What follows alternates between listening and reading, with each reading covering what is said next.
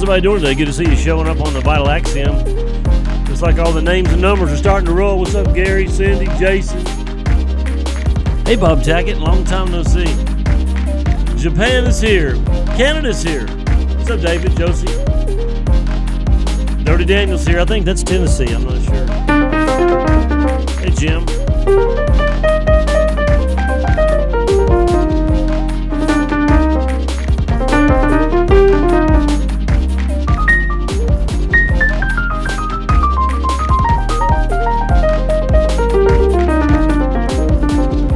Kind of smoothing it out on Monday. It's raining here.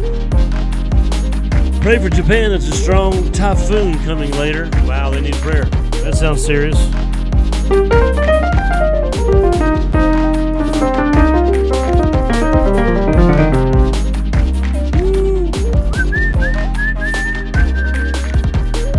little bit of whistling. How about that?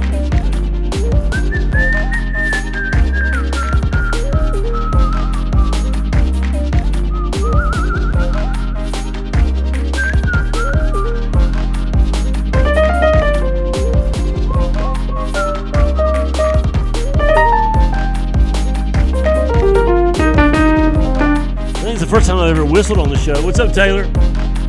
Hey, Karen. It's about time to get this show on the road. You guys ready? Welcome into the Vital Axiom as we get ready to roll for a Monday. I think program number something like 525 programs. How you guys doing? Hey, Patty. Hey, Russia's here, so we can start. Russia made it. Elias here. Privyet.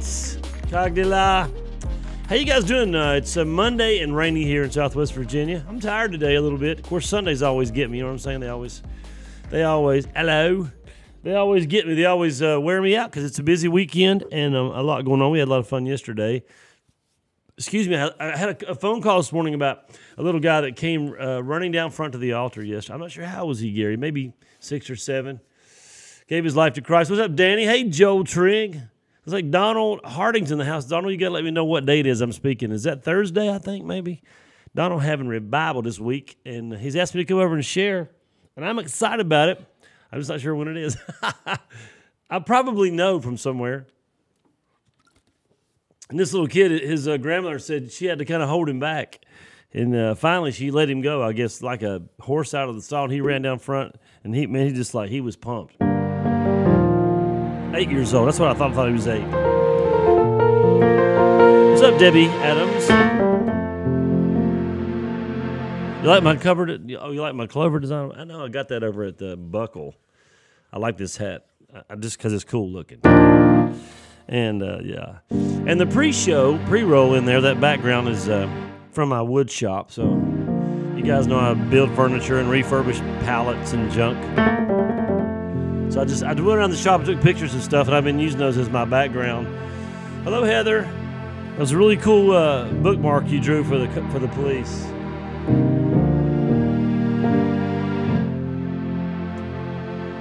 Saturday. Okay, cool. I'm going to sing a song we did yesterday during worship, and maybe you guys can glean something for your life from it. You know, the Bible gives us encouragement about the Lord being for us, not against us. He's with us, never leave us or forsake us. That's what this song talks about. And it just says, I am not alone.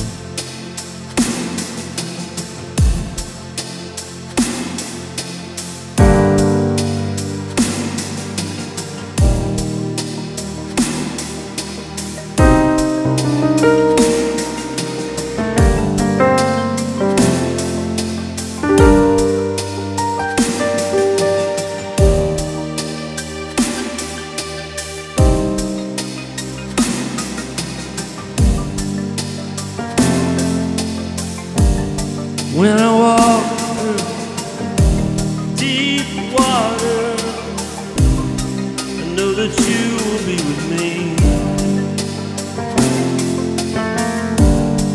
when I'm standing in the fire, I will not be overcome. Through the valley of the shadow, I will not fear. I'm not alone. I'm not alone. You go before me. You'll never leave me. I'm not alone. I'm not alone, Lord. You go before me. Never leave me.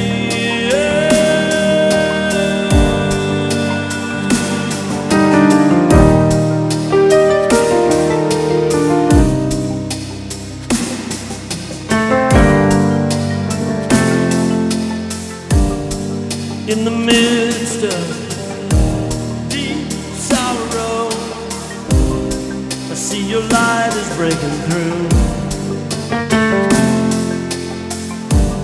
The dark of night will not overtake me. I am pressing into you.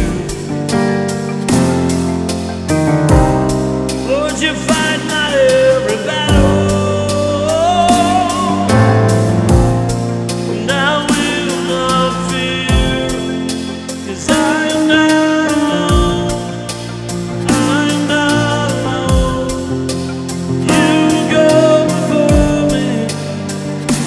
You'll never leave me.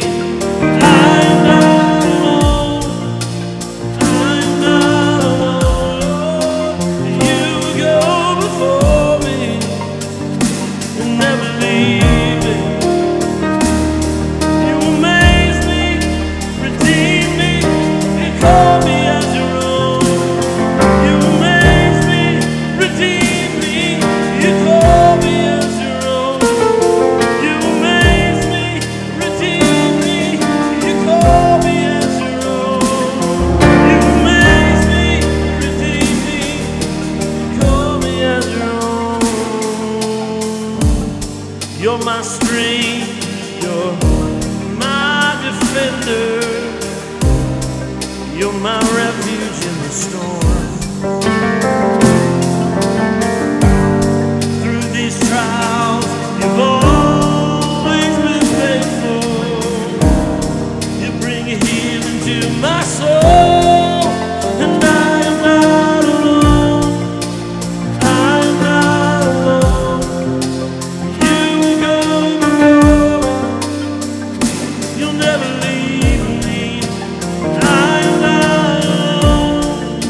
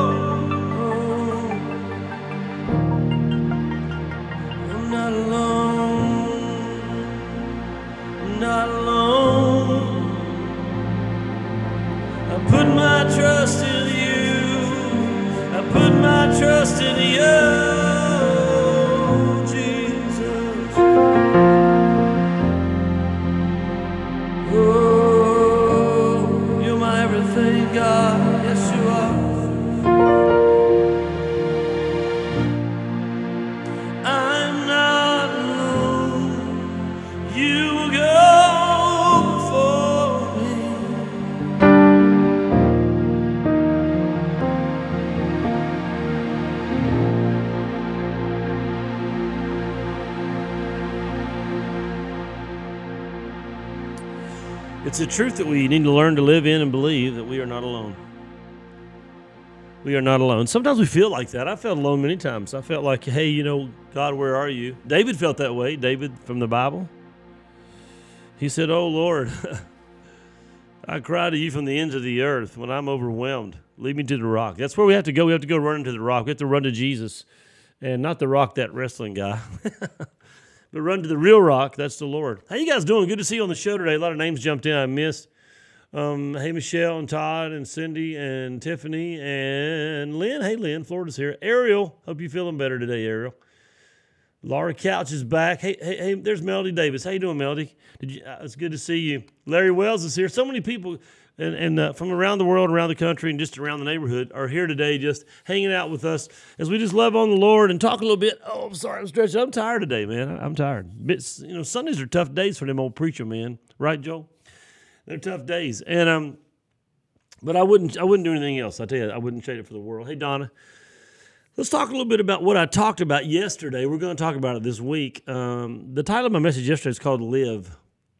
Capital L-I, capital L, capital I, capital V, capital E. Live, to live. And that's what we're going to talk about this week. Last Sunday and last week we talked about, are you ready? We talked about that process of being ready to meet the Lord. If you are in a place where if the Lord returns, however he returns, not to debate eschatology, don't ever want to do that. Hey, Kenneth, however the Lord returns, are you ready? Whenever he returns. And this week we're going to talk about live. And I guess I'm troubled a lot by what I see people calling Christianity. So we're going to look at some things that Paul said in Ephesians chapter 5 this week. We're going to kind of bounce around, and we're going to get right down where you live, talk about some intense stuff. We're going to talk about how things go. What's up, Keller? How you doing? Toby's here. And so we're going to talk about this week. Let me just kind of pick up at the beginning of yesterday's message from church, and then we'll kind of go through that. First of all, we are called to live. We are called to live. I want you to think about what that means. We're called to live. Christianity is something to be lived.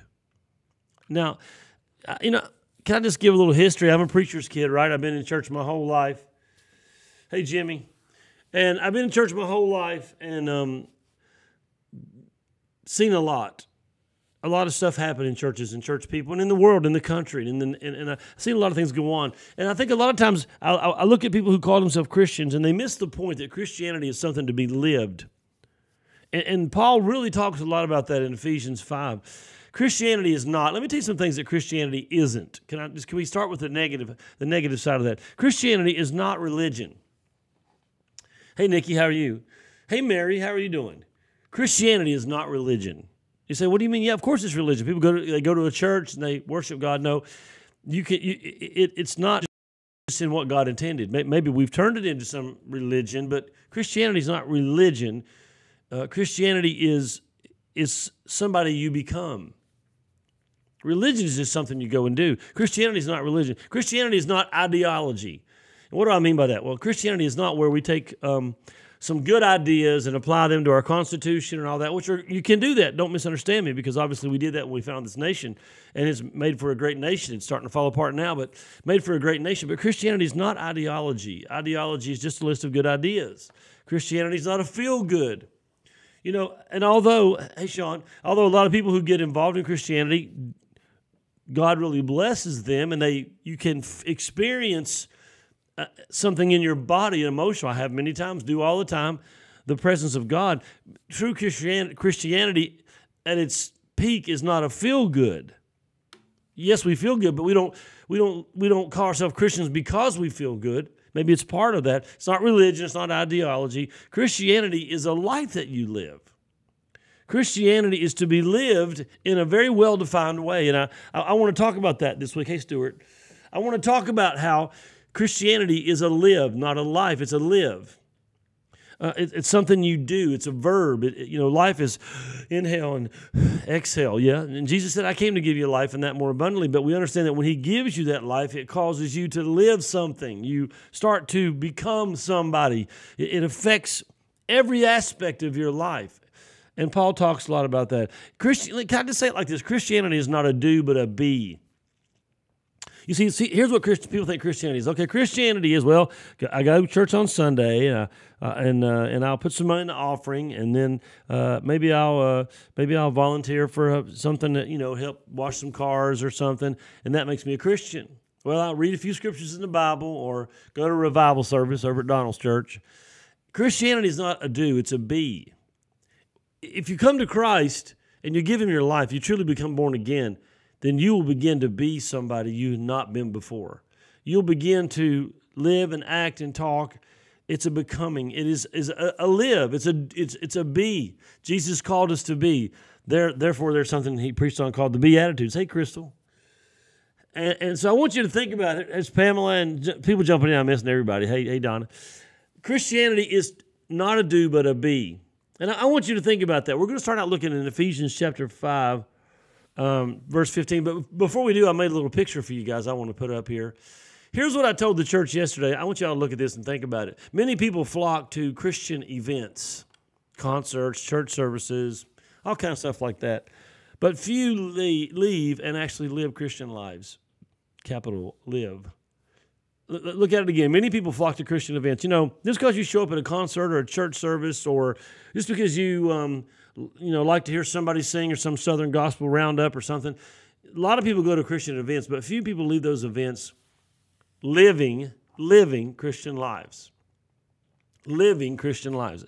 And I'll give you an example. When I was living in South Carolina, hey Tommy, when I was living in South Carolina, Billy Graham came there, Billy Graham Crusade. And thousands and thousands of people at Williams-Brice Stadium. It was amazing. And thousands of people were there. And you know what they told us in the meetings that came before the crusade, all the prep, get all the churches involved, that out of all the hundreds of thousands or thousands and thousands of people that come to the Lord at Billy Graham Crusades, in a year or 2 years or 5 years, something like that, only 10% were still serving Christ, which means a lot of people came for the event. A lot of people came down to the front and, cried and felt bad about what was going on in their life, but only 10% become livers who live it. And so I want you to think about that. Sometimes I think we get confused. We substitute the fact that we go to Christian events, and that makes us a Christian. And Christianity is who you become. Now, let's look at what Paul said. Ephesians 5:15. So be careful how you live. Are you careful how you live? It's funny how the culture in the church is changing, and how we sorry, I didn't mean to bump the mic there. How we don't really look at God and the Word of God like we used to. And of course, this happens in every generation. And then the revival comes, and people get back to the basics of God's Word, which is what America really needs, is a nationwide revival. And so Paul tells us, a lot of Christians will say, oh, no, man, it doesn't matter how you live. Just love Jesus, and he'll take care of everything. Well, Paul didn't say that. Paul said, be careful how you live. And he's writing to a church in Ephesus. Be careful. Have you ever thought about that? You tell somebody to be careful. Hey, be careful. That means that they need to pay attention. Watch what you're doing. So the question, hey, Jessica, the question comes out, be careful how you live. And then he gives this pretty in-your-face kind of a follow-up to that. Don't live like fools, but like those who are wise. Wonder what that means. Okay, he's talking to the church. That's important for us to know, talking to church people. And he's saying, hey, guys, you better be careful how you live. So apparently your living really matters. And a lot of people think it doesn't matter, but I'm going to tell you, your living really matters. And he says you got to be careful how you live, your day-to-day, moment by moment, hour by hour. Be careful, take care in how you live that life, you walk it. Don't live like fools. I wonder how fools live. But like those who are wise. Well, how do wise live? We're going to talk about that this week. We're going to talk a lot about it. Let's talk a little bit about fool versus wise, and then we'll wrap up. Just a few minutes here at the end of the show talking about fools versus wise people. They're opposites. So here's what we know. Fools live one way and wise people live another way. And we're going to discover some of the things that Paul says those are this week. It's either or. You can't be a fool and be wise at the same time. So this week I want you to tune in. Hey, could you do me a favor? You don't have to, but how about share the program? Share it with a friend. You can go on Periscope right now and click share with all your friends. You can go on Facebook and share the broadcast, or share it after it's over and it's recorded form. And we'd love to find some more viewers and just get to know more people. and spread the gospel and the love of Christ with more people and worship and time together. Let me just close with this. A fool, a silly or stupid person, I didn't say stupid, a person who lacks judgment or sense. And a wise person is a person having the power of discerning and judging properly as to what is true and right, possessing discernment, judgment, and discretion. Whoa! So, which one are you going to be? Which one are you going to live like? We'll talk a lot more about it this week. And hey, Jeff. And we'll give you guys a lot of really cool things that Paul said about foolish and wise. And maybe when it's all said and done, maybe we can learn something, maybe change a little bit. Okay, kids, I'm out of here. You guys have a blessed day. Let's kind of go out smooth. Can we go out smooth? A little bit of jam, a little bit of...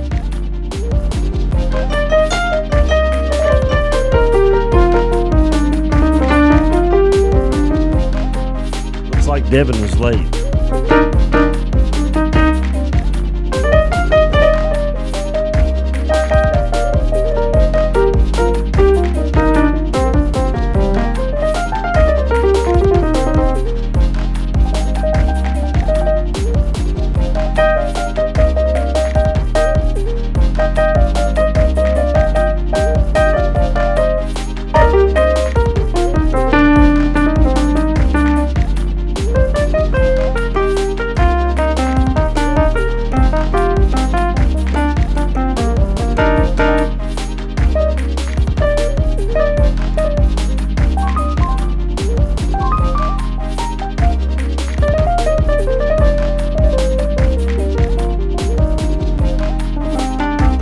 You guys have a blessed day too. Follow us on the Facebook.